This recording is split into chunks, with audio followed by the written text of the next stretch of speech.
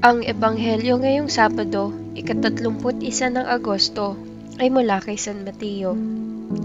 Sinabi ni Jesus sa kanyang mga alagad ang parabolang ito. Ang paghahari ng Diyos ay maitutulad sa isang taong maglalakbay. Kaya tinawag niya ang kanyang mga tauhan at ipinagkatiwala sa kanila ang kanyang ari-arian.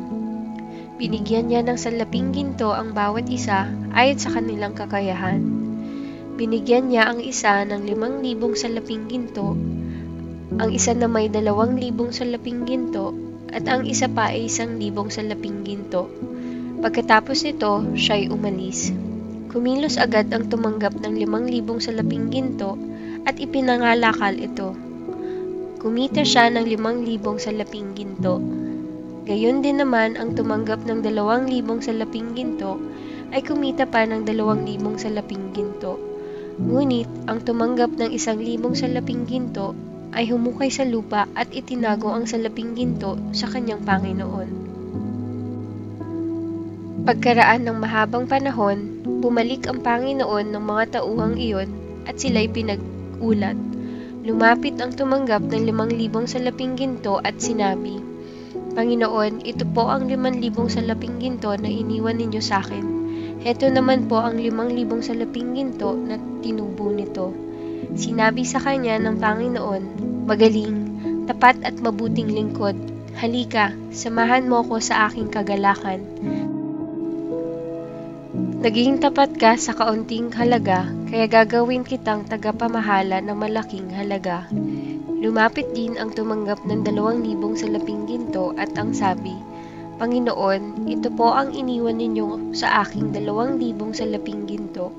Heto naman po ang 2,000 salaping ginto na tinubo nito." Sinabi ng kanyang Panginoon, "Magaling, tapat at mabuting lingkod. Naging tapat ka sa kaunting halaga, kaya't pamamahalain kita sa malaking halaga. Samahan mo ako sa aking kagalakan." Lumapit naman ang tumanggap ng 1,000 salaping ginto at sinabi, "Alam ko po kayo'y mahigpit at pinipitas ninyo ang bunga ng hindi ninyo itinanim at inani ninyo ang mga hindi nyo inihasik. Natakot po ako, kaya't ibinaon ko sa lupa ang inyong salaping ginto. Heto na po ang inyong salapi." Sumagot ang kanyang Panginoon, "Masama at tamad na lingkod.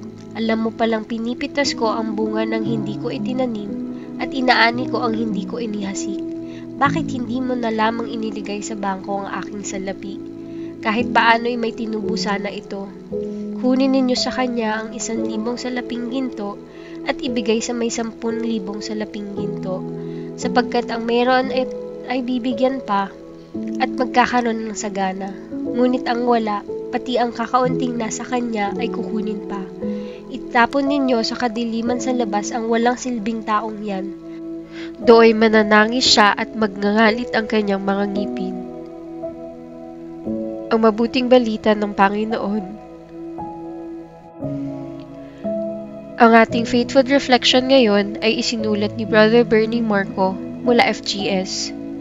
Pag may nanghihingi o nanghihiram, madali lang ba tayong magbigay?